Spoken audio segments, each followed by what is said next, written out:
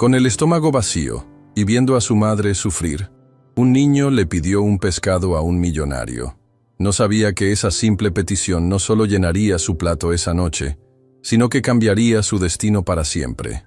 La playa moría con la tarde. El sol, una naranja incandescente a punto de sumergirse en el océano, teñía las nubes de tonos violetas y dorados, un espectáculo de una belleza tan profunda que resultaba casi cruel. Para Isabel, cada atardecer era un recordatorio de otro día de fracaso. El frío empezaba a calar desde la arena húmeda, un frío que no tenía nada que ver con la temperatura y todo que ver con el hambre que roía sus entrañas y las de su hijo. A su lado, Lucas, de apenas 8 años, temblaba. Isabel se quitó el chal de lana raído que llevaba y lo envolvió alrededor de los hombros del niño, aunque eso significara que ella misma sentiría más el frío. Era un gesto inútil contra el verdadero enemigo. El hambre era un monstruo paciente que vivía dentro de ellos y llevaba casi 2 días sin ser alimentado. «Tengo hambre, mamá», susurró Lucas, su voz apenas un soplo de aire. «Lo sé, mi amor». «Yo también», respondió Isabel, atrayéndolo hacia ella. Su propio estómago era una cueva vacía y dolorida. «¿Recuerdas la historia del pescador mágico que siempre encontraba el pez dorado?» Lucas asintió, acurrucándose contra ella. Era una historia que ella le había contado 100 veces, un cuento que su propio padre le contaba a ella. Pero los cuentos de hadas no llenaban los estómagos vacíos. Hacía 1 año, desde que su esposo, un pescador de corazón humilde, fuera arrastrado por una tormenta inesperada, su vida se había convertido en una lenta y agónica deriva hacia la nada. El pequeño bote de madera de su marido se había destrozado. Sin él, no había pesca. Sin pesca, no había dinero. Sin dinero, no había comida. Habían perdido su pequeña casa en el pueblo y habían terminado en una choza improvisada, escondida entre las dunas, un refugio precario contra el viento y la indiferencia del mundo. Isabel había intentado de todo: limpiar casas en el pueblo turístico, lavar platos en los restaurantes de la playa, pero la temporada alta había terminado y los turistas se habían ido, llevándose con ellos los escasos trabajos disponibles. Ahora solo quedaba el orgullo, y el orgullo era un alimento amargo y sin sustancia. Fue entonces cuando lo vieron, un punto blanco en el horizonte que se hacía cada vez más grande. No era un barco de pesca artesanal como el de su marido. Era una lancha moderna y elegante, de un blanco resplandeciente, que cortaba las olas con una arrogancia silenciosa. Se dirigía directamente hacia su tramo de playa, un lugar generalmente desierto. Isabel sintió una mezcla de resentimiento y una chispa prohibida de esperanza. Quienquiera que estuviera en ese barco, vivía en un universo diferente al suyo. Un universo donde los barcos no se rompían, donde el hambre era solo una palabra. La lancha redujo la velocidad y se deslizó suavemente hacia la orilla. Un solo hombre estaba a bordo. Llevaba una camisa de lino azul claro y pantalones caqui, ropa de ocio que probablemente costaba más de lo que Isabel había ganado en el último mes. El hombre ancló el bote en aguas poco profundas, se bajó y caminó hacia la arena, llevando consigo una caña de pescar de aspecto profesional y una gran pieza plateada que se retorcía bajo su mano. Un magnífico pescado, grande y gordo. Javier sintió la arena bajo sus pies y respiró hondo, saboreando el aire salado. Este era su santuario, lejos de las salas de juntas, de las hojas de cálculo, de las llamadas incesantes. Su imperio inmobiliario le había dado todo lo que el dinero podía comprar, pero le había robado el silencio. La pesca era lo único que lo devolvía a sí mismo. Era un ritual. Salir solo, sentir el vaivén del mar, la tensión en la línea. Era más efectivo que cualquier terapia. La pieza que había capturado era un hermoso róbalo, de al menos 5 kilos. Ya estaba pensando en cómo lo cocinaría esa noche en la parrilla de su casa de playa, con un poco de limón y hierbas frescas, acompañado de una copa de vino blanco helado.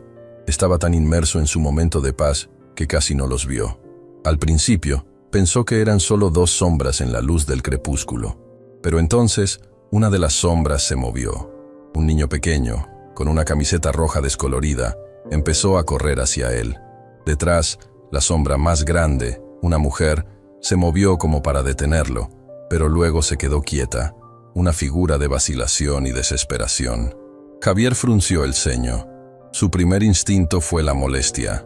Su playa privada, su momento de soledad, estaba siendo invadido. Se preparó para despachar al niño con una palabra cortante, para proteger su santuario de la intrusión. Lucas corrió, con el corazón martilleando en su pecho. Su madre le había enseñado a no molestar a los extraños, a no pedir nunca nada.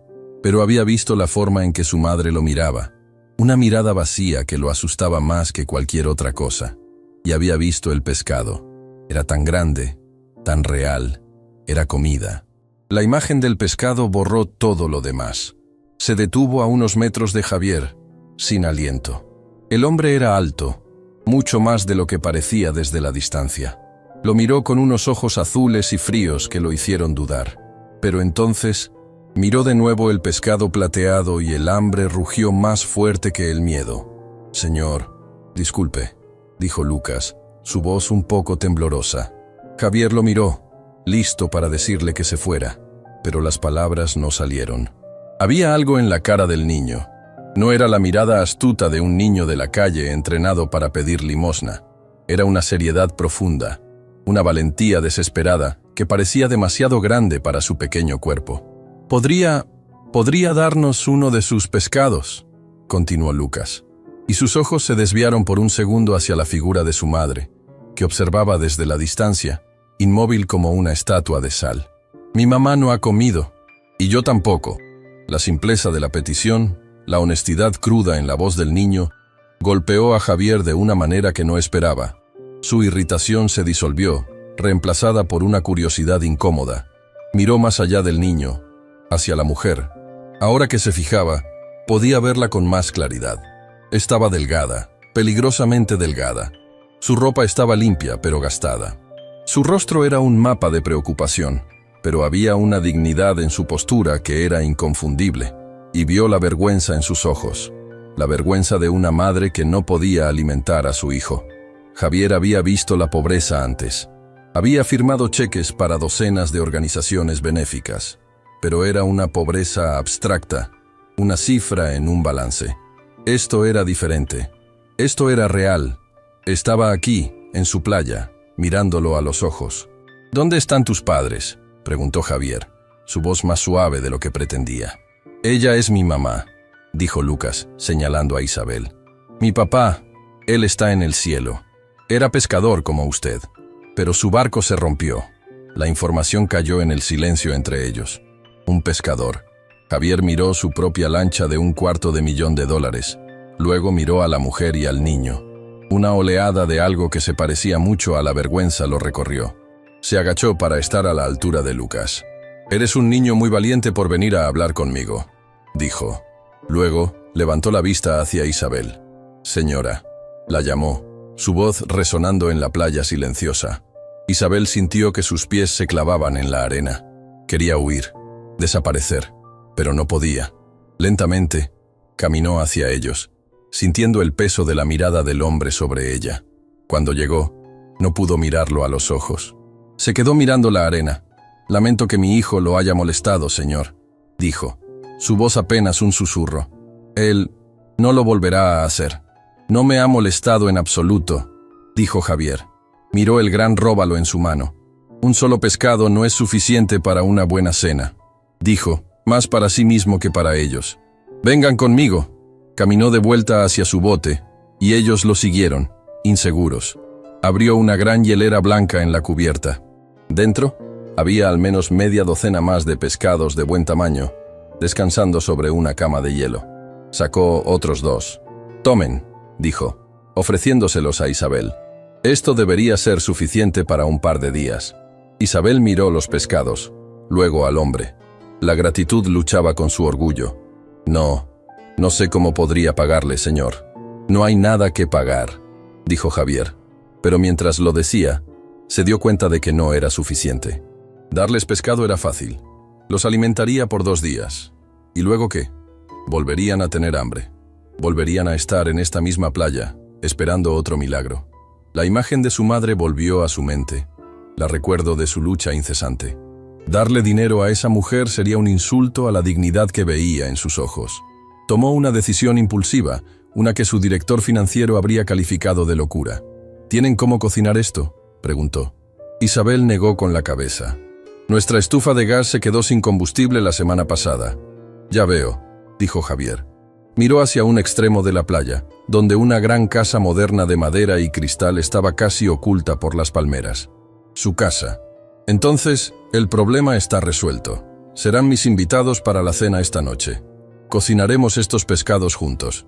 La oferta dejó a Isabel sin aliento. Era una cosa aceptar un regalo de comida. Otra muy distinta era ir a la casa de un extraño. Un hombre rico y poderoso. Estaba sola con su hijo. El miedo, un instinto grabado a fuego en cualquier mujer en una situación vulnerable, se apoderó de ella. «Oh, no, señor, no podríamos», comenzó a decir. «Ya ha sido usted demasiado amable». «No estoy aceptando un no por respuesta», dijo Javier, pero su tono no era autoritario, sino extrañamente amable. «Mire a su hijo. Se merece una comida caliente en un plato, sentado a una mesa. Y usted también», se dirigió a Lucas. «¿Te gustaría ayudarme a cocinar el pescado, campeón?» Los ojos de Lucas se iluminaron. «¿De verdad?» «De verdad. Te enseñaré a quitarle las escamas». Lucas miró a su madre, su rostro una súplica silenciosa. Toda su vacilación, todo su miedo, luchaba contra la imagen del rostro esperanzado de su hijo. Miró a Javier. Buscó en sus ojos cualquier rastro de engaño, de malas intenciones. No encontró ninguno. Solo vio a un hombre que parecía solo. Un hombre que, por alguna razón que ella no podía comprender, quería compartir su cena. Era un riesgo enorme. Pero el hambre era un peligro más inmediato. Y la esperanza en los ojos de su hijo era algo que no había visto en mucho tiempo. Algo que no tenía el corazón para extinguir. Tomó una respiración profunda, la decisión más extraña y aterradora de su vida. «De acuerdo, señor», dijo, su voz apenas un susurro. «Aceptamos su invitación». Una sonrisa genuina iluminó por primera vez el rostro de Javier. «Excelente», dijo. «Y por favor, llámeme Javier». Recogió los pescados y su equipo, y comenzó a caminar por la playa hacia la casa de cristal y madera que brillaba en la luz del atardecer. Isabel cogió la mano de Lucas y lo siguió, sintiendo como si estuviera caminando hacia un sueño o una pesadilla. No sabía qué encontraría detrás de la puerta de esa casa, si sería un refugio o una trampa. Solo sabía que estaba dejando atrás la playa de su desesperación y caminando hacia un futuro completamente desconocido, guiada por un millonario solitario y la petición de un pescado hecha por un niño hambriento. La casa de Javier no se parecía a nada que Isabel hubiera visto antes, ni siquiera en las revistas. No era ostentosa de una manera recargada, con adornos dorados o muebles pesados. Al contrario, era una obra maestra de la simplicidad y el espacio. Al entrar, se encontraron en una sala de estar de doble altura, donde una de las paredes era un panel de cristal ininterrumpido que miraba directamente al océano. El atardecer inundaba la habitación, pintando el suelo de hormigón pulido y las paredes blancas con tonos anaranjados y rosados. Los muebles eran escasos y de líneas limpias. Un sofá bajo y largo de color arena, una única butaca de cuero y una mesa de centro de madera rústica que parecía una pieza de arte natural. El aire olía a sal, a madera limpia y a algo más. Algo intangible que Isabel solo podía describir como dinero. Lucas se quedó paralizado en la entrada, sus pequeños ojos muy abiertos, moviendo la cabeza de un lado a otro como si intentara absorberlo todo a la vez. «¿Es una casa o un barco de cristal, mamá?», susurró con asombro. Isabel le apretó la mano, sintiendo una oleada de vértigo. Se sentía como una intrusa, una criatura de un mundo diferente y más sucio que había traspasado un portal mágico. Cada paso que daba sobre el suelo impecable la hacía terriblemente consciente de la arena en sus zapatos gastados y del remiendo en la rodilla de sus pantalones. Javier pareció sentir su incomodidad. «La cocina está por aquí», dijo, su tono notablemente más suave, como si él también se estuviera adaptando a la extraña nueva dinámica. «Lo primero es lo primero. ¿Por qué no se lavan las manos? El baño de invitados está justo ahí». Señaló una puerta discreta. El baño era más grande que la habitación principal de su choza. Tenía una ducha con mampara de cristal, un lavabo de piedra y toallas blancas, gruesas y esponjosas, apiladas en un estante. Cuando Isabel abrió el grifo, el agua salió caliente al instante. Mientras se lavaba las manos y la cara, y las de Lucas, miró su reflejo en el enorme espejo. Vio a una mujer demacrada con el pelo enmarañado por el viento y los ojos hundidos por el cansancio. Junto a ella, su hijo, un niño demasiado delgado con una camiseta que le quedaba pequeña. ¿Qué demonios estaban haciendo allí? La situación era tan absurda que por un momento pensó que podría estar soñando, que el hambre finalmente le había provocado una alucinación. Cuando volvieron a la sala principal, Javier ya estaba en la cocina, que era una extensión abierta de la sala de estar. Era una cocina de chef profesional, con electrodomésticos de acero inoxidable, una isla central con una encimera de mármol y cuchillos de todos los tamaños colgados magnéticamente en una pared. Javier había extendido los 3 pescados sobre la encimera. «Muy bien, campeón», le dijo a Lucas, guiñándole un ojo. «La primera lección. ¿Cómo preparar un róbalo para la parrilla? ¿Estás listo?» Lucas asintió con entusiasmo, olvidando por completo su timidez. Javier le subió un taburete para que alcanzara la encimera y, con una paciencia sorprendente, empezó a enseñarle. Le mostró el cuchillo adecuado para descamar, cómo moverlo en contra de las escamas para que saltaran como confeti plateado. Le enseñó a abrir el pescado y a limpiar las entrañas, explicando cada paso con la seriedad de un cirujano y la sencillez de un maestro. Isabel se mantuvo a distancia, apoyada en el marco de la puerta que daba a la terraza, observando la escena. Ver a su hijo tan absorto, tan feliz, aprendiendo de un hombre las cosas que su propio padre debería haberle enseñado, le provocó una punzada de dolor agudo en el pecho. Era una mezcla desgarradora de gratitud y una profunda tristeza por todo lo que habían perdido. Vio la forma en que Javier trataba a Lucas, con un respeto y una atención que iban más allá de la simple amabilidad. No lo trataba como a un niño pobre al que le estaba haciendo un favor, lo trataba como a un aprendiz, como a un igual en la sagrada tarea de preparar la cena. «Ahora, la parte más importante», dijo Javier, sacando limones, ajo y un manojo de romero fresco de la nevera. «El sabor». Le enseñó a Lucas cómo hacer incisiones en la piel del pescado y a rellenarlas con rodajas de ajo y ramitas de romero. Luego, exprimieron los limones sobre la piel brillante. «Señora, Isabel», dijo Javier, girándose hacia ella, «¿le importaría encender la parrilla de fuera? El botón de encendido está a la derecha». La petición la sacó de su trance. La estaba incluyendo. Le estaba dando una tarea, un papel que desempeñar más allá del de espectadora pasiva. Se sintió agradecida por ello. Salió a la terraza, una amplia plataforma de madera con vistas directas a la playa y al océano oscuro, y encontró la enorme parrilla de gas. Con un clic, una llama azul cobró vida. Mientras el pescado se cocinaba, llenando el aire con un aroma delicioso que hacía que el estómago de Isabel rugiera, Javier abrió una botella de vino blanco para él y sirvió un gran vaso de zumo de manzana para Lucas y otro para Isabel. Se sentaron en los cómodos sillones de la terraza. «Tu padre te habría enseñado esto mucho mejor que yo», le dijo Javier a Lucas. «Dicen que los pescadores de este pueblo tienen el mar en la sangre». «Mi papá era el mejor», dijo Lucas con orgullo. «Podía decir qué pescado iba a picar solo con mirar el color del agua. Eso es un verdadero don», asintió Javier con seriedad.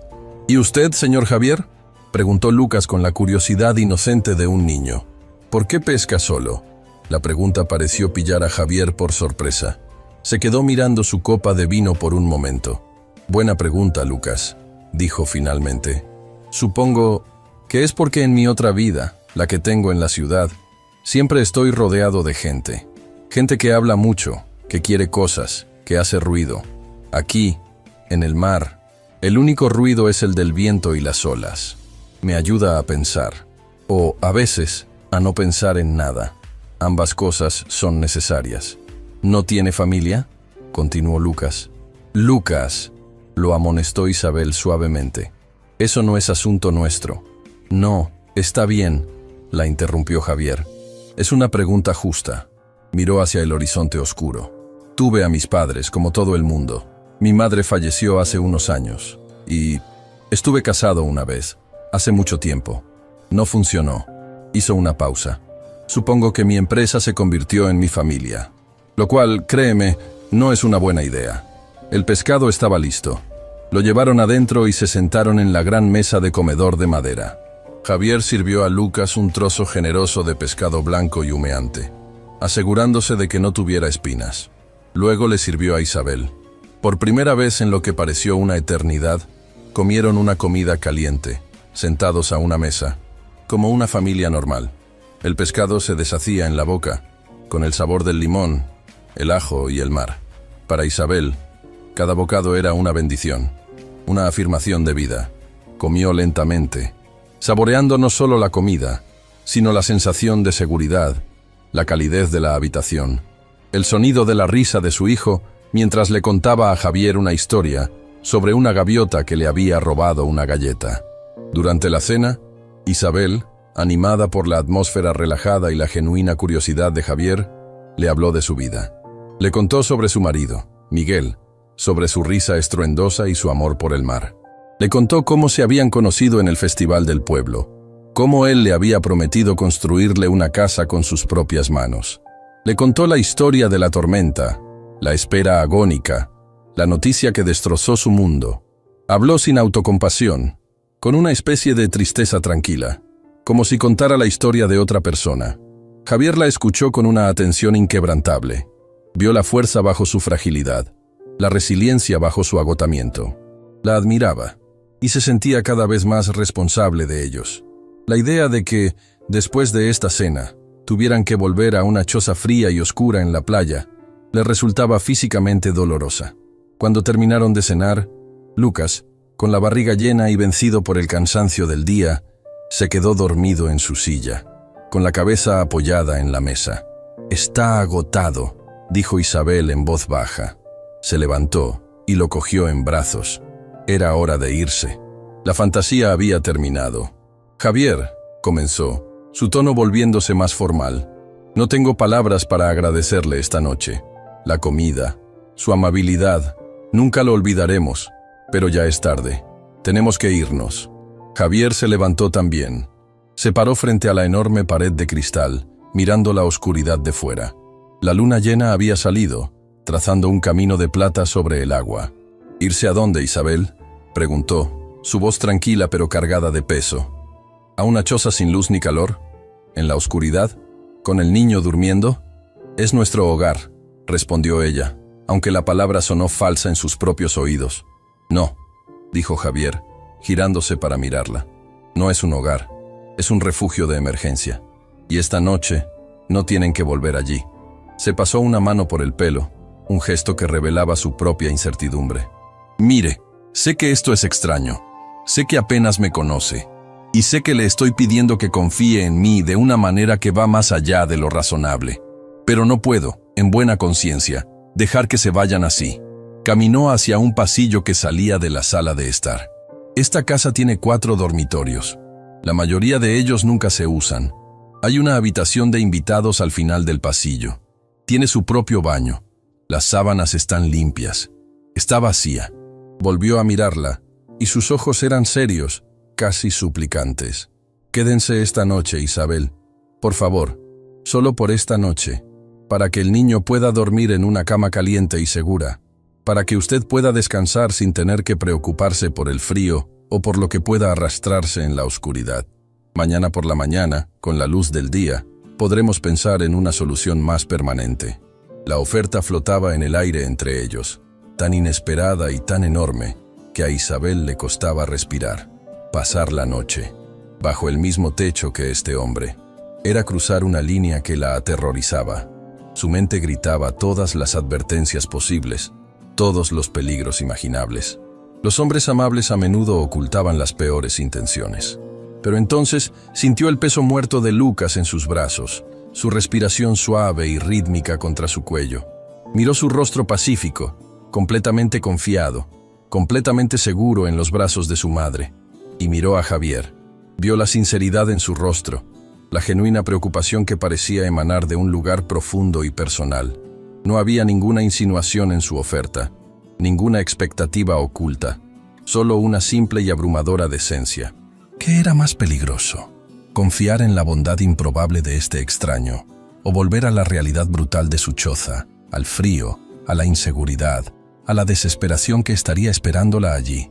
Sabía la respuesta. Tenía que arriesgarse. Por Lucas. Con el corazón latiendo con fuerza, tomó su decisión. Miró a Javier directamente a los ojos. Una madre desesperada haciendo la apuesta más grande de su vida. «De acuerdo, Javier», susurró, la palabra apenas audible en la vasta y silenciosa habitación. «Nos quedaremos, solo por esta noche». La primera luz del alba se coló en la habitación de invitados como un ladrón silencioso, pintando una franja de luz pálida sobre la pared. Isabel se despertó de golpe, con el corazón acelerado, desorientada por un instante. El silencio era lo primero que notó. No el silencio ominoso de su choza, donde cada crujido de la madera vieja era una posible amenaza, sino un silencio profundo y pacífico, arrullado por el sonido lejano y rítmico de las olas. Luego sintió la cama. No era un colchón grumoso sobre el suelo, era una nube de sábanas de algodón egipcio y un colchón que se amoldaba a su cuerpo. Por un momento, pensó que todo había sido un sueño. El pescado, el hombre amable, la casa de cristal. Pero entonces, vio la silueta de Lucas durmiendo en un pequeño sofá-cama que Javier había preparado para él al otro lado de la habitación, su pecho subiendo y bajando suavemente. Era real. Todo era real. Un torrente de gratitud tan abrumador la invadió que tuvo que morderse el labio para no sollozar. Su hijo había dormido toda la noche, caliente y seguro, sin temblar de frío ni despertarse por el hambre. Con el cuidado de no hacer ruido, se levantó de la cama. El suelo de madera era liso y fresco bajo sus pies descalzos. Se asomó a la ventana. El sol estaba saliendo, incendiando el horizonte y convirtiendo el mar en una lámina de oro líquido. Era el mismo sol, el mismo mar, pero desde esta perspectiva, desde este santuario de paz y seguridad, el mundo parecía un lugar completamente diferente, un lugar lleno de promesas en lugar de amenazas. La ansiedad, sin embargo, no tardó en regresar. Una serpiente fría enroscándose en su estómago. Eran intrusos, huéspedes de una noche que habían abusado de su bienvenida. Tenía que sacar a Lucas de allí antes de que el dueño de la casa se arrepintiera de su impulsiva generosidad. Se vistió rápidamente con la misma ropa gastada del día anterior y despertó a Lucas con suavidad. «Lucas, mi amor, es hora de levantarse», susurró. El niño se desperezó, mirando a su alrededor con los ojos somnolientos y maravillados. «¿Podemos desayunar pescado otra vez, mamá?» «No, cariño. Tenemos que dar las gracias al señor Javier e irnos. Ya lo hemos molestado suficiente». Salieron de la habitación y encontraron la casa silenciosa. En la mesa de la cocina había una nota escrita con una letra fuerte y clara. «He salido a correr por la playa. Por favor, sírvanse lo que quieran para desayunar. La máquina de café es complicada, pero el café molido está en el bote de la izquierda. Abran cualquier cosa que encuentren. Nos vemos en un rato. Javier». Junto a la nota, había una caja de cereales de colores que Isabel sabía que era carísima y un cartón de leche fresca. La consideración del gesto la desarmó una vez más. Con manos temblorosas, preparó un tazón de cereales para Lucas y se sirvió un vaso de agua, incapaz de tocar la máquina de café por miedo a romperla. Estaban sentados en la barra de la cocina cuando Javier entró por la puerta de la terraza, con la ropa de correr húmeda de sudor y el rostro enrojecido por el esfuerzo. «Buenos días», dijo con una sonrisa que parecía genuina. «Veo que encontraron el desayuno de los campeones». «Buenos días, señor Javier», dijo Lucas con la boca llena. «Javier», se apresuró a decir Isabel poniéndose de pie. «No sabemos cómo agradecerle por todo, por la cena, por la cama, pero ya es de día. No queremos abusar más de su hospitalidad. Nos iremos ahora mismo». Javier dejó de sonreír. Se secó el sudor de la frente con una toalla y la miró fijamente. «¿Irse a dónde, Isabel?», preguntó, su voz tranquila, pero sin dejar lugar a la evasión. A nuestra casa», tartamudeó ella. «¿Llama a esa choza una casa?», continuó él, sin crueldad, pero con una lógica implacable. «Un lugar sin calefacción, sin comida, a punto de derrumbarse. Eso no es un hogar, es un peligro. ¿Qué comerán esta noche? ¿Y mañana? ¿Esperarán en la playa a que otro pescador con suerte se apiade de ustedes? Cada pregunta era un golpe certero que desmantelaba su frágil orgullo. Se quedó sin palabras, porque él tenía razón. No tenía un plan. No tenía nada. «No estoy tratando de ser cruel», dijo Javier, su tono suavizándose al ver la angustia en el rostro de ella. «Estoy tratando de ser realista. Anoche resolví el problema de una noche, pero el problema real sigue ahí. Y simplemente no puedo darles la espalda y fingir que no existen». Le sirvió una taza de café, ignorando sus protestas, y se sentó frente a ella. Lucas, habiendo terminado sus cereales, se bajó del taburete y se sintió atraído por una colección de conchas marinas dispuestas en un estante bajo, absorto en su propio mundo. «Hábleme de usted, Isabel», dijo Javier. «No de la viuda y la madre desesperada. De la mujer que era antes. ¿Qué hacía? ¿En qué era buena?». La pregunta la tomó por sorpresa. Hacía tanto tiempo que nadie le preguntaba por ella misma que casi había olvidado que existía una ella más allá de sus circunstancias. «No hay mucho que contar», dijo. «Crecí en el pueblo, ayudaba a mi padre en su tienda. Luego me casé con Miguel». «¿Y qué hacía en la tienda de su padre?», insistió él. «Era una tienda de artesanías. Vendíamos cosas a los turistas. Yo hacía algunas de las cosas». «¿Qué tipo de cosas?». Isabel se sonrojó, sintiéndose tonta. «Cosas pequeñas. Usaba lo que el mar nos daba. Conchas de formas extrañas, trozos de madera pulida por las olas, vidrio de mar. Hacía pequeñas esculturas, móviles, a veces joyas sencillas. A mi padre le encantaba. Decía que yo tenía manos de mar». Javier se inclinó hacia adelante, su interés genuino. «¿Y se vendían?». «Sí, bastante bien», admitió ella. «A los turistas les gustaban. Decían que eran auténticas». «Auténticas», repitió Javier, y una idea comenzó a formarse en su mente. «Isabel, ¿se da cuenta de lo que la gente rica de la ciudad paga por algo auténtico? Pagan fortunas por un trozo de verdad, algo que los conecte con un lugar como este». Se levantó y empezó a caminar por la habitación, su energía llenando el espacio. «Lo que usted tiene no es solo un pasatiempo, es un talento. Es una habilidad comercializable. La gente no quiere otro imán de nevera fabricado en China.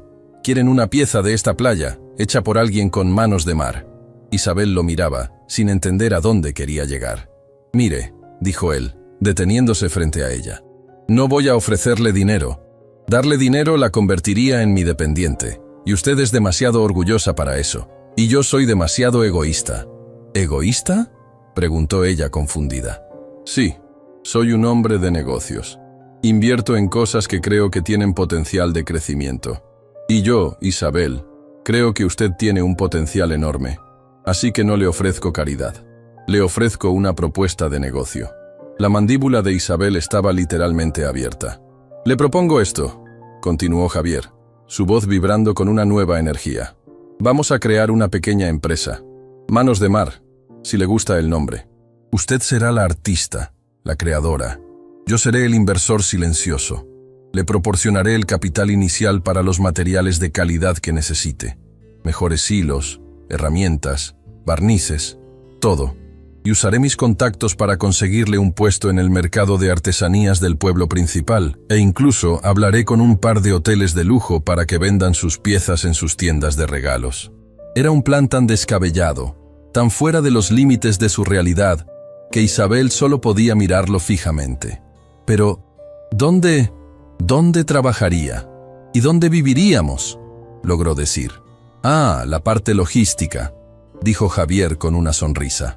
«Ahí es donde entra en juego la segunda parte de mi inversión». La guió hacia la gran pared de cristal. «Mire hacia allá», dijo, señalando un punto más allá de la piscina, parcialmente oculto por una arboleda. «Detrás de esos árboles hay una pequeña casa de huéspedes. La construí para mi madre, para cuando venía a visitarme. Quería su propio espacio. Es pequeña.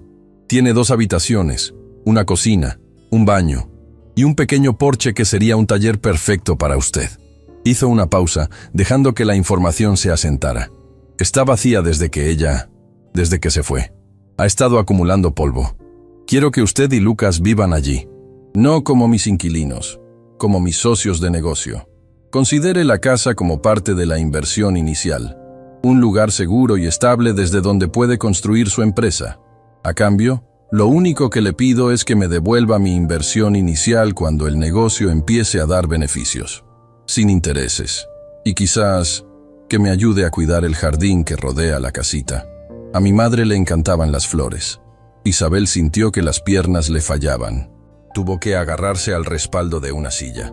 Le estaba ofreciendo no solo un salvavidas, sino un barco nuevo, un futuro, un camino hacia la independencia que ella nunca habría podido imaginar. Era una oferta de una generosidad tan monumental que resultaba casi violenta. ¿Por qué?, susurró. ¿Por qué haría todo esto por nosotros? Apenas nos conoce. Javier se acercó y se paró frente a ella. Su mirada era intensa y seria. Porque cuando lo miro a usted y a Lucas, veo a mi madre y a mí mismo hace 20 años. Veo la misma lucha, la misma fuerza. Alguien, un profesor de la escuela, le dio a mi madre una oportunidad, un pequeño préstamo para que pudiera hacer un curso de contabilidad por la noche. Ese pequeño acto de fe lo cambió todo para nosotros. Me prometí a mí mismo que si alguna vez tenía la oportunidad de pagar ese favor, de abrirle una puerta a alguien que lo mereciera, lo haría. Esto no es por usted, Isabel. Es por mi madre. Es por el hombre que soy gracias a ella. Las lágrimas corrían libremente por el rostro de Isabel, pero esta vez no había tristeza en ellas. Eran lágrimas de una emoción tan abrumadora que no tenía nombre. «Vamos», dijo él suavemente. «Vengan a verla». La condujo fuera, a través del césped húmedo por el rocío, con Lucas corriendo delante de ellos, persiguiendo a una mariposa. La casa de huéspedes era encantadora. Era una cabaña de madera pintada de un azul pálido, con un porche y macetas llenas de geranios descuidados. Por dentro, era sencilla pero acogedora. Olía a cerrado, pero estaba limpia. Tenía muebles sencillos de pino, una pequeña cocina funcional y 2 dormitorios luminosos. Desde el porche se podía oír el mar. Empezó a decir Isabel, pero no pudo terminar. No es un palacio, dijo Javier, pero es un comienzo. Es un lugar seguro, un lugar para construir. Lucas entró corriendo. «Mamá, mira, hay una hamaca en el patio de atrás. ¿Podemos quedarnos aquí? ¿Por favor?» Isabel miró el rostro suplicante de su hijo. Luego miró la casita azul, un faro de esperanza en el naufragio de su vida. Y finalmente, miró a Javier, este extraño que le estaba ofreciendo no solo refugio, sino también respeto. Le estaba ofreciendo la oportunidad no solo de sobrevivir, sino de prosperar, de volver a ser la mujer que era, la mujer con manos de mar. Sabía que aceptar cambiaría su vida para siempre. Significaba entrelazar su destino con el de este hombre de una manera profunda e incierta.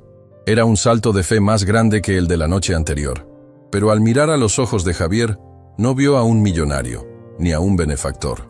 Vio al hijo de una mujer fuerte, tratando de honrar su memoria. Y en eso, sí podía confiar. Respiró hondo el aire salado de la mañana, llenando sus pulmones de futuro. «Sí, Javier», dijo, su voz resonando con una nueva y temblorosa fuerza. «Aceptamos su propuesta de negocio». Los días que siguieron fueron como despertar de un largo y febril letargo.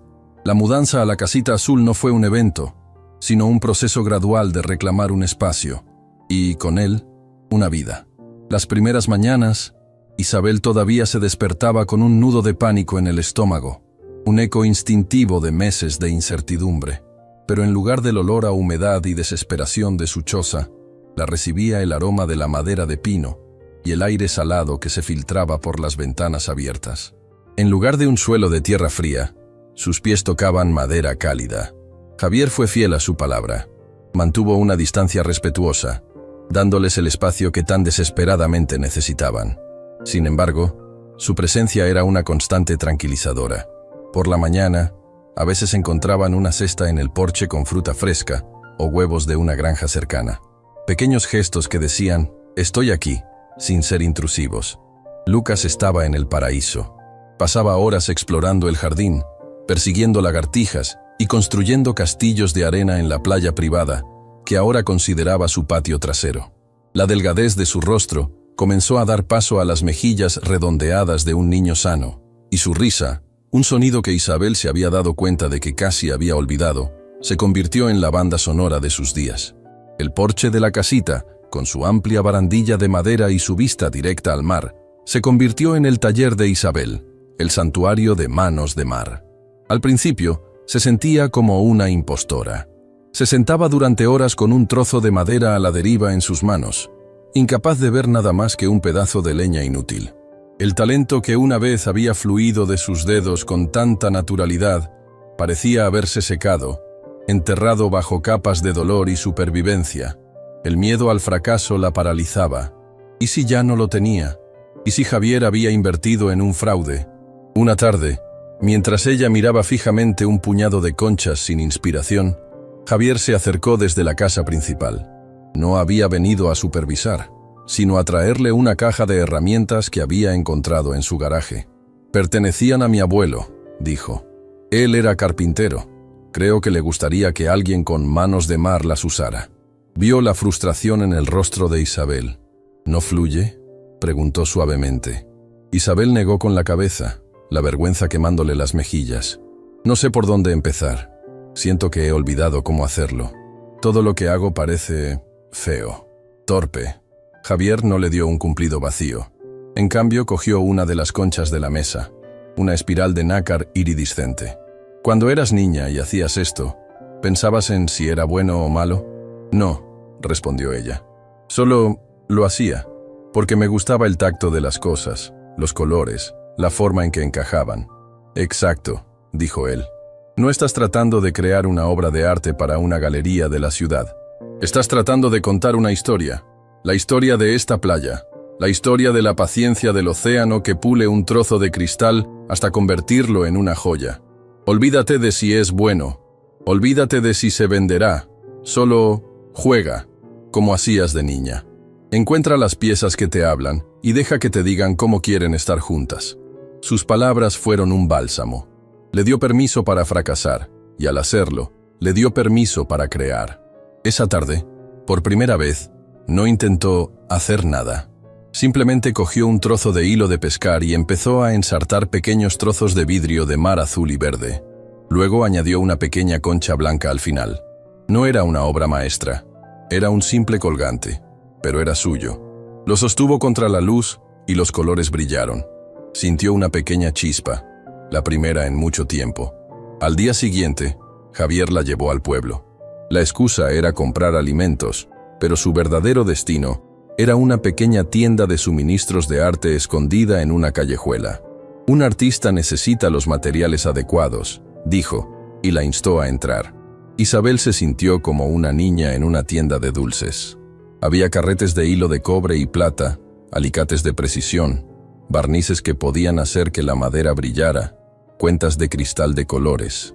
Con el presupuesto que Javier le había asignado como capital inicial, eligió sus herramientas con un cuidado meticuloso, sopesando cada compra. Javier la observaba desde la distancia, viendo la concentración en su rostro, la forma en que sus manos parecían saber instintivamente qué herramientas elegir.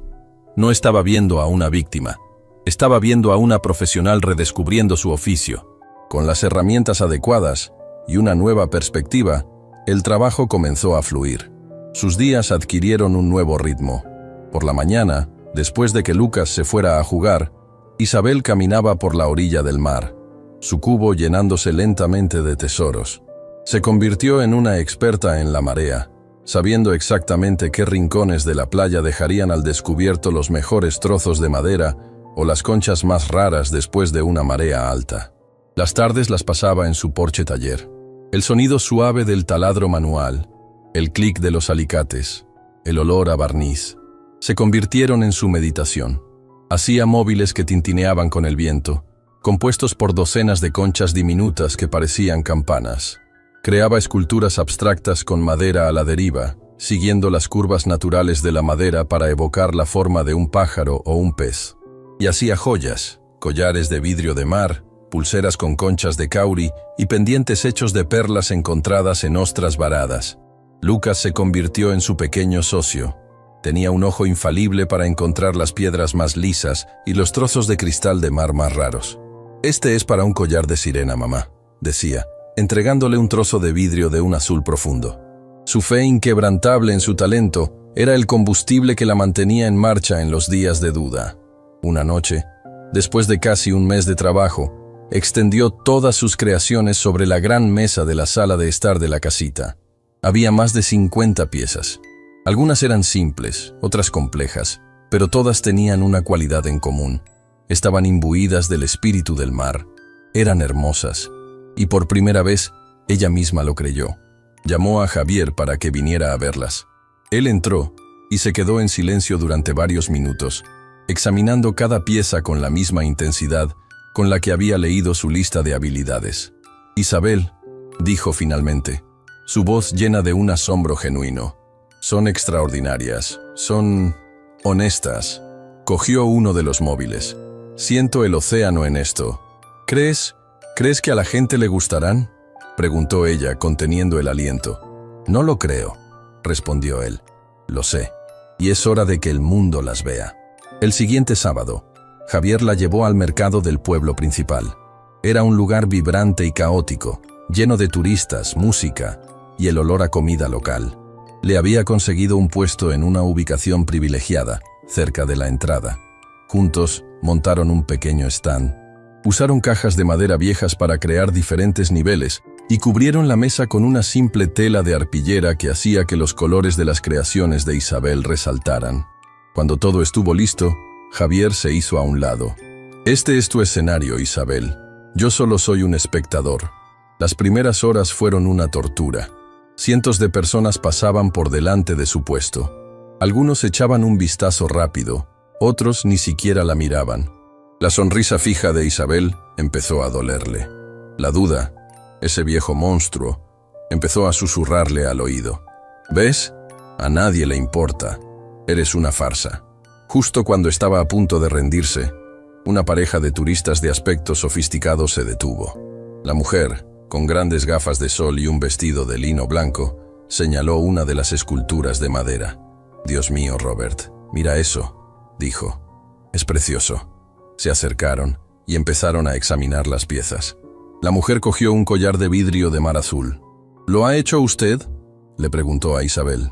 «Sí», respondió Isabel, su voz apenas un susurro. «Es exquisito», dijo la mujer. «¿Cuánto cuesta?».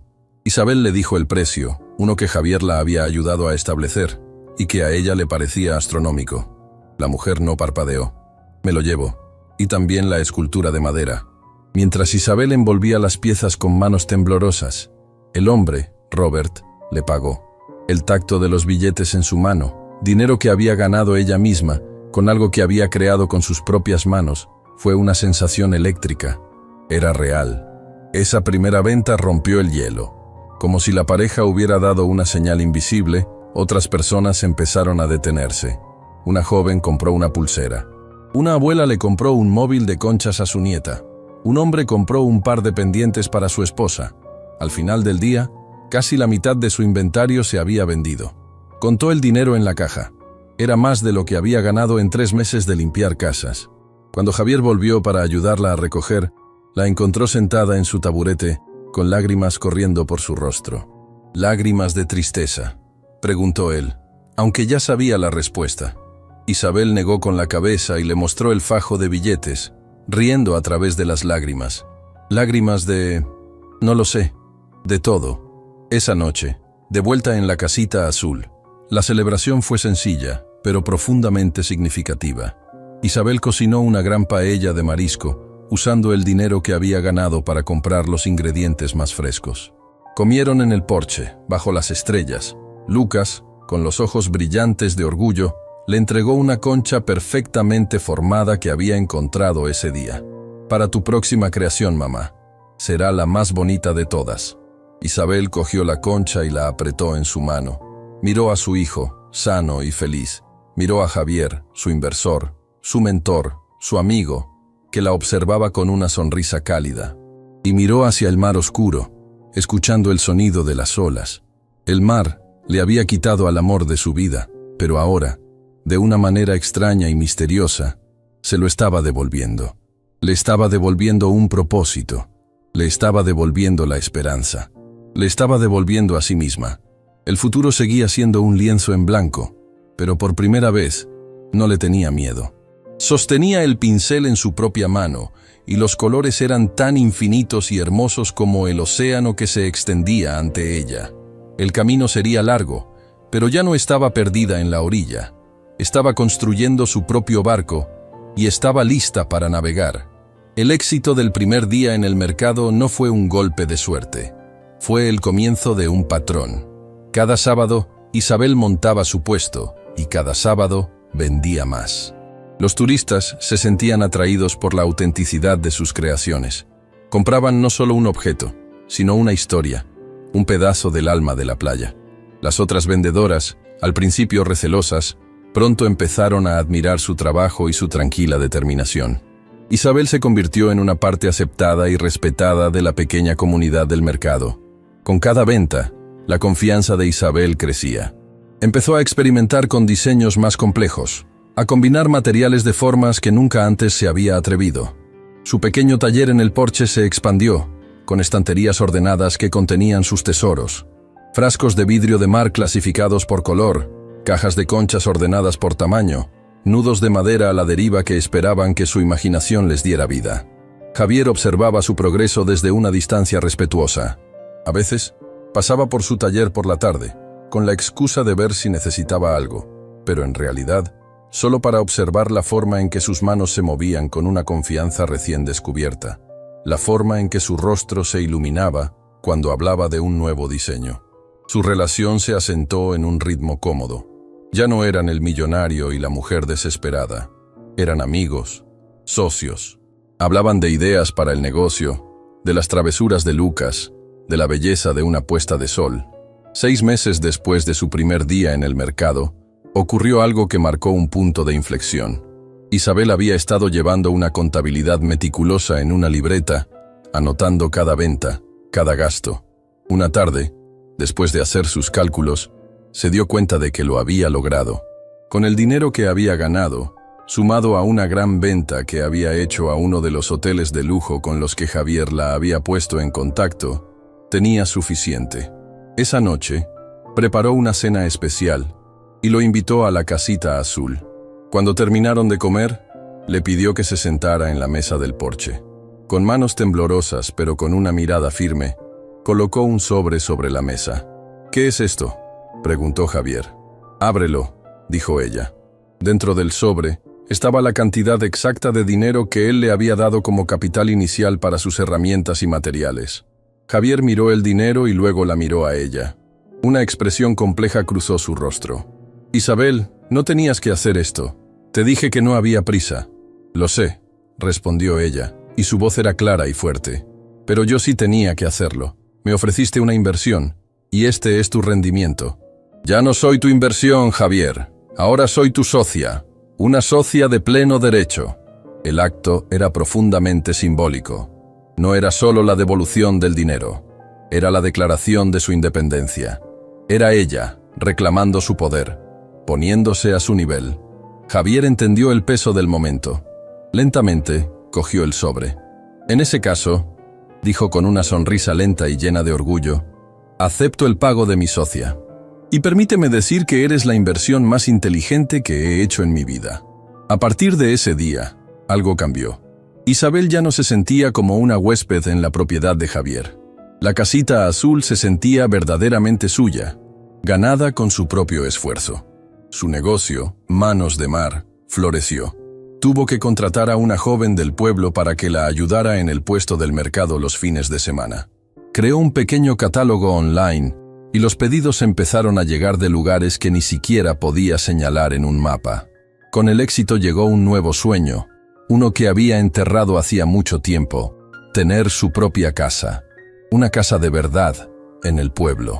Amaba la casita azul, pero siempre sería la casa de huéspedes de Javier.